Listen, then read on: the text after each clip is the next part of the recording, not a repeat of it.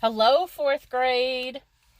We have 10 chapters left. We're on chapter 29, and the last chapter is chapter 39. So we're getting close to the end here. Again, if you could leave me a comment and let me know that you've been listening to the story, I'd be happy to hear from you guys. I opened the front door to let Connor in. He trudged into the apartment, his shoulders slumped. He looked so depressed, I thought he might burst into tears. "Is everything okay?" I asked him. He shrugged, and I couldn't tell if it was a tic or if he was deliberately being evasive. He leaned against the wall, not looking at me, and let out a bark. "My parents are taking a big piece of fence out of the rodeo arena so the food trucks can get through. I've been working on that stupid report for language arts." He just stared at the kitchen floor. "Hey, guess the name of the band we got to play for the festival," I said, hoping he'd snap out of whatever funk he was in. He shrugged again. "The Flapjackaroos," I laughed. "They normally do gigs for, Waffle Houses and stuff, but I guess the country western breakfast entertainment business isn't booming, so we got them to do the festival. Cheap, too." He still didn't look at me. "Is everything okay with your mom?" I asked. Finally, he spoke. "Yeah." "Did something happen at school?" He didn't answer me, just barely shook his head. Hoping I could cheer him up, I said, "Hey, I have a surprise for you." He followed me into the living room. I sat on the edge of a small couch, my guitar at my feet. "Sit down," I motioned my head for him to sit beside me. He dropped his backpack on the floor and flopped down on the couch with a big, dramatic sigh. I plucked at the strings with my toes for a second and adjusted one of them. I took a deep breath, willed my pounding heart to slow down, and began to play. I had practiced Moon River every day for the last month, but I still managed to hit a wrong note here and there. It sounded okay, though, and Connor was completely quiet as I played. Completely quiet. When I finished, I looked at him. "You didn't tick the whole time I was playing," I said, almost in a whisper, like if I spoke any louder, it would shatter the fragile quiet, and Connor would unload all the ticks he had bottled up while I played. I had thought he would be so happy I had finally played for him after all the times he had asked me, but I saw he had tears in his eyes. "Maybe you could bring the guitar to school and follow me around playing music everywhere I go." A single tear escaped and ran down his cheek. "Then I could stop being a freak." In my whole life, I had seldom felt like I was missing out on anything by not having arms. Some of the only times I had ever wished for them were during those fleeting moments of frustration when my shirt got caught around my neck or some insensitive person tossed something at me without thinking, only to have it bounce off my chest or head.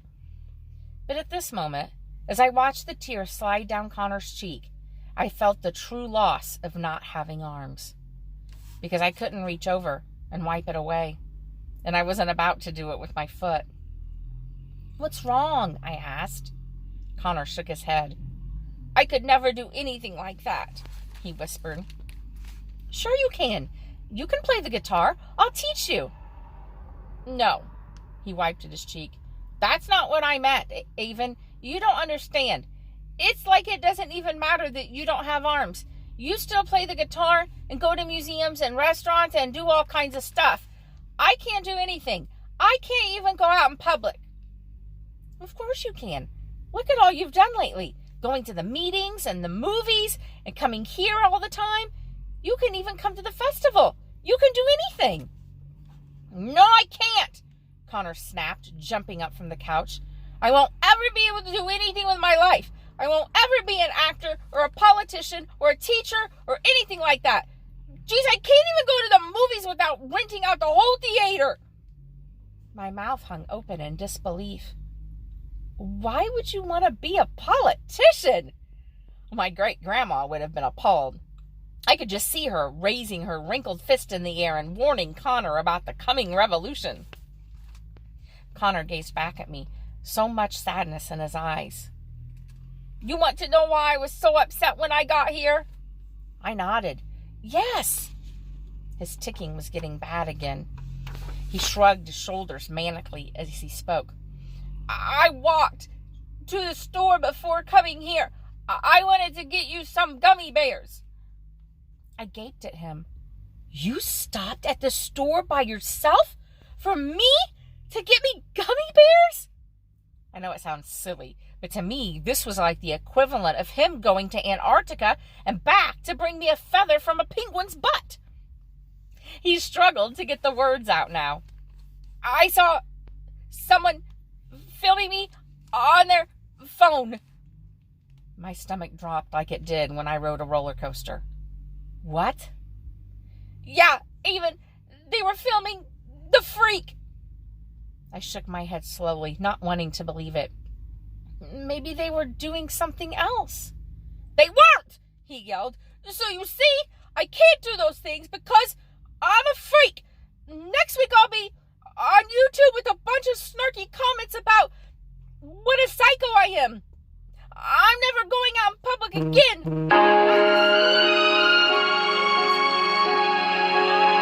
Your stupid festival. Stop it. I tried to stay calm. You're not a freak, no more than I'm a freak.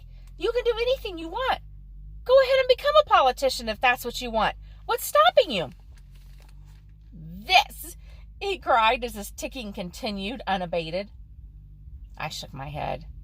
No, you're just upset because of some jerk with a cell phone. You can do anything, Connor. And you're unrealistic to say I can do anything I want.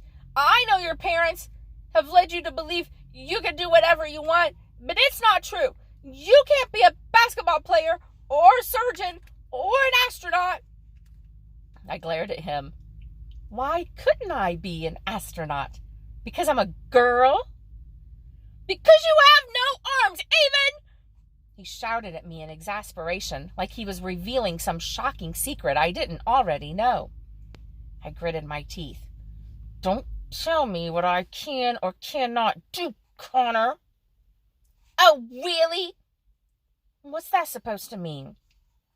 How come you won't play your guitar at the festival? How come you won't eat in the cafeteria? I choose not to play the guitar or eat in front of people. It's not because I can't. I don't believe you. I glared at him. We're supposed to encourage each other, Connor. That's what friends do. I'm sorry some disgusting person was filming you at the store, but you have no right to tell me what I can't do because of your disability, he finished for me. Because you're disabled, Avon, like me. I stood up to face him.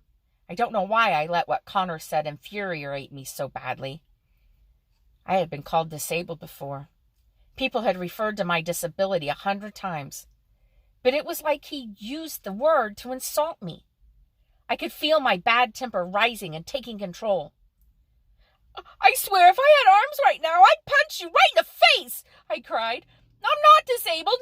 I'm abled. Why are you so mad? Connor said. I'm just stating a fact. I'm disabled. You're disabled. Everyone at that stupid support group is disabled. I'm just telling it like it is. Well, go ahead, tell it somewhere else and don't come back, I yelled at him. Fine. Connor could barely get the word out because his ticking was so bad at this point. He grabbed his backpack, took out the bag of gummy bears, threw it on the floor at my feet, and flew out of the apartment. And I suddenly felt incredibly sorry. Sorry, guys, all that screaming made me thirsty. Chapter 30. I totally avoided Connor the next day at school. Actually, I didn't have to avoid him because I didn't see or hear him anywhere. I wondered if he had meant it when he said he was never going to school again. So it was just another day with everyone staring at me, but no one talking to me. Another day of eating lunch in the stupid bathroom. I didn't even want to see Zion and have to explain anything. I couldn't wait for school to end. I nearly ran to the bus when it was over. As soon as I got home, I sat down at my desk. I browsed through several of my most recent blog posts. No comments from Emily. No comments from Kayla. No comments from any of my old friends. My old world had moved on without me. I typed my next post. I know I totally make light of not having arms. I mean, what good does it do to complain about it all the time? This is my life. I can't change it. No arm transplant can be done. I am who I am, and it's all I've known and all I'll ever know. No big deal. I'm sure you're thinking, yeah, but come on, not having arms must really suck at times. Yeah, not having arms does suck at times. A lot of what stinks about not having arms are little things. Things most people take for granted because they have arms. So here it is. The 20 worst things about not having arms. 1. Smacking people no matter how badly I may want to. No smacking people. I didn't think stomping their toes proves quite the same satisfaction. 2. No boxing matches. If I had arms, I think I would have been a professional boxer. 3. Doing my hair is difficult. I would love to try some styles I can't do, like a cool fishtail or a dramatic updo. I read the term dramatic updo in a magazine once. 4. Everything takes longer. 5. No basketball. 6. No shaking hands with people when I meet them. I would make sure I always had a firm handshake. Then again, I don't have to worry about sweaty palms. 7. Using large tools like chainsaws and weed whackers is likely out for me. I know the instructions say not to operate if you're under the influence of drugs or alcohol, but they should probably say not to operate if you're under the influence of drugs or alcohol or don't have arms. 8. Strappy tank tops and dresses don't look quite right, and mannequin arms don't help either. 9. Reaching things on the top shelf. 10. My back hurts because it's hard to exercise your back muscles without arms. You guys are trying that at home, aren't you? 11.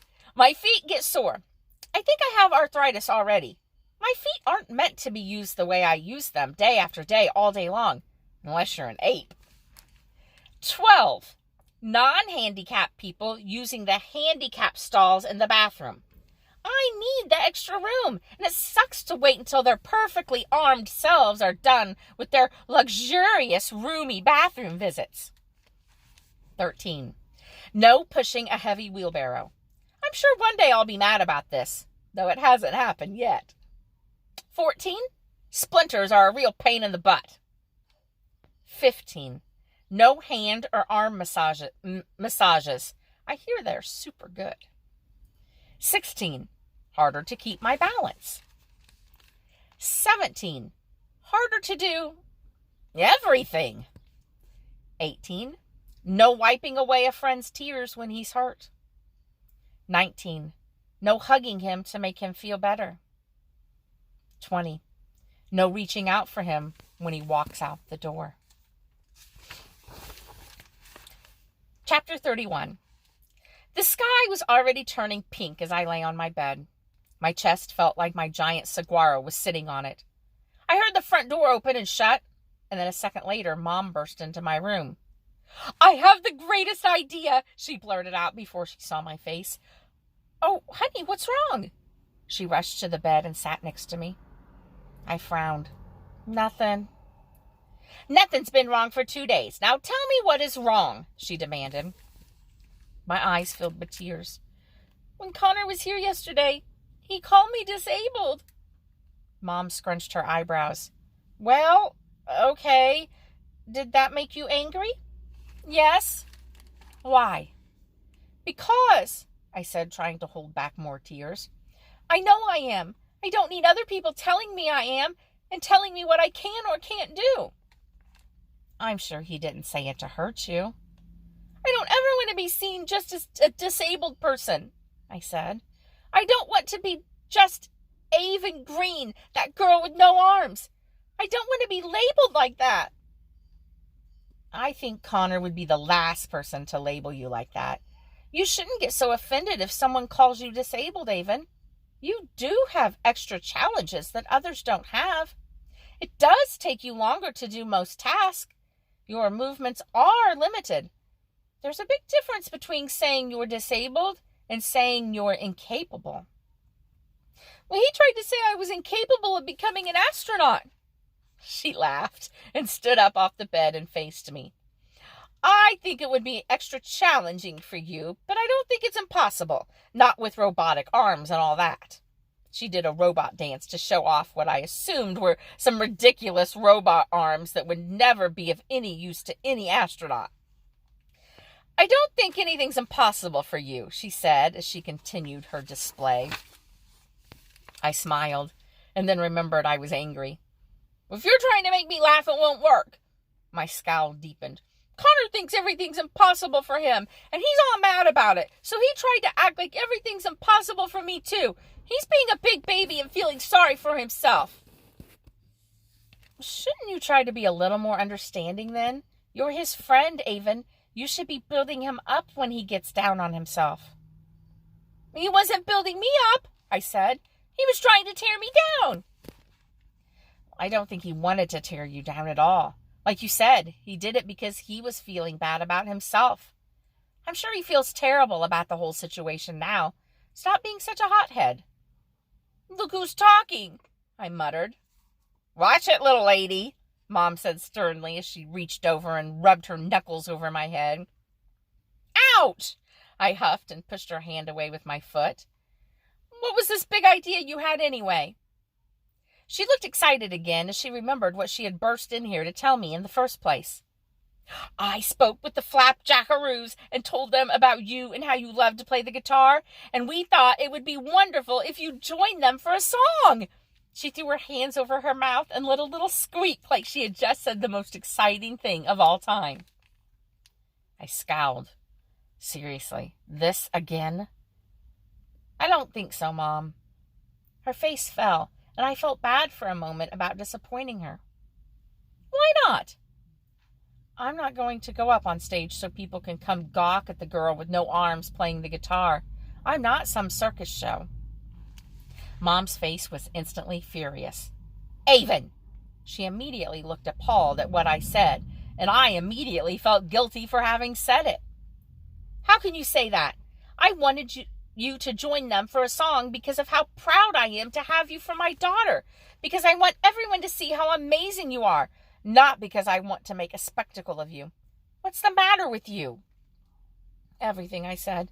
Everything is the matter with me. I got off the bed and stormed out of the apartment.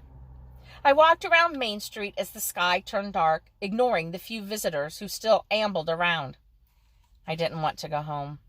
I kicked the dirt and huffed and sulked as I wandered aimlessly.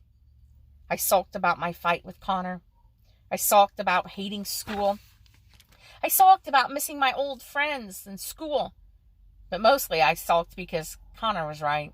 I was disabled, and no one would ever see me as anything else. I would never be able to do all the things everyone else could do. I would never be able to be a surgeon or an astronaut or an actress, no matter how angrily I proclaimed I would be. I stopped when I saw Spaghetti and pressed my head to his. You're the only one who understands me, I whispered. I continued walking around until I got an old wagon that sat in a quiet corner of the park. I climbed into it and sat down. I stayed there all through dinner until Dad walked up and got into the wagon with me. Mom's worried about you, he said. She saved you a plate of spaghetti. I humphed as dramatically as I could. I'm not in the mood for spaghetti. Me neither, he agreed. You know, she didn't even remove his fur. Gross. Do I have llama hair in my tooth? Dad pushed his lips up and leaned in about an inch from my face to show me his teeth. Ha ha, I said. I happen to know he's right over there in the petting zoo and was not the main entree at dinner. So go tell your bad jokes somewhere else. He sat next to me quietly for a long time, and I could almost hear his mind working, trying to come up with something to talk about. Finally, he said, I heard soccer tryouts are day after tomorrow. Oh, you heard soccer tryouts are day after tomorrow? Yes, I heard after I called the school several times and put the date on my calendar a few weeks ago and called again today to make sure it was still correct and then put a reminder in my phone. I'm not trying out for soccer, Dad. Oh, I don't think you should try out. No way. I just thought I'd mention it to you so you would know to avoid the tryouts. I wouldn't want you to accidentally stumble into a soccer tryout and accidentally make it on the team or something like that. He tapped the side of the wagon. That would be awful.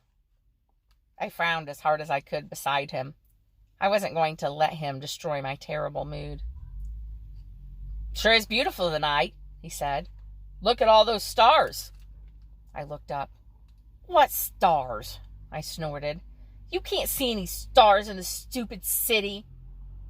Look right over there. He pointed at the sky. I see one right there. I rolled my eyes. I think that's a planet, Dad. Oh, yeah, I think you're right. Jupiter? I think so.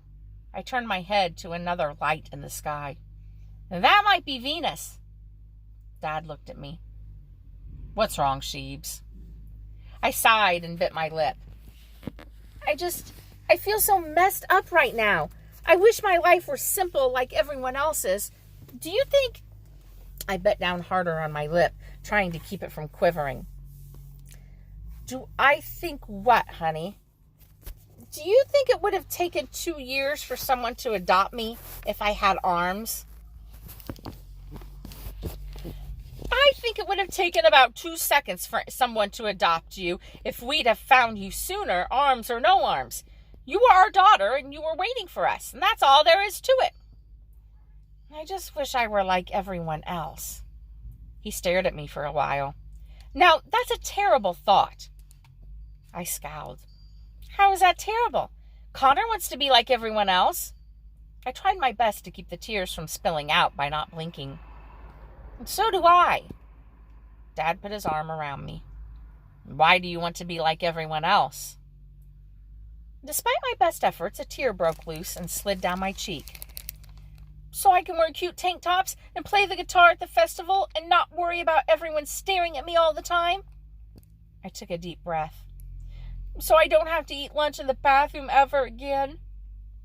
Dad furrowed his eyebrows. And why do you have to eat in the bathroom, Avon? I wiped my cheek with my shoulder. Because I didn't want the other kids to see me. Dad sighed deeply and looked back up at the sky. Those lights up there, they're not like anything else in the sky. He looked at me. But they shine the brightest. I sniffed. That's so cheesy, Dad. He laughed. Well, it may sound cheesy, but it's true. He squeezed me tightly to him and made a ridiculous wise look, rubbing his chin thoughtfully. No one lights a lamp and hides it under a basket. They put it on a table so it can shine for all to see. I rolled my eyes. I'm sure it pleased him to no end to incorporate a Sunday school lesson into our discussion. Okay, Dad, I'll go sit on a table. He kissed the top of my head. Don't be like everyone else, Avon. Be you. And what is that exactly? A table lamp? No, not a table lamp. He poked me in the ribs, causing me to squirm beside him. A light who shines for all to see. He tilted my chin to look up at him. A light who doesn't hide in the bathroom. He got down from the wagon. Come home when you're ready. Just know Mom will be pacing the floor until you get there. I smiled a little and hunched down in the wagon until I was sure he couldn't see me over the rim. I heard him chuckle and walk away. I looked at the wall of the wagon next to me and noticed someone had scratched something into it. I eased my foot slowly out of my flat and ran my shaking toes over the engraved words.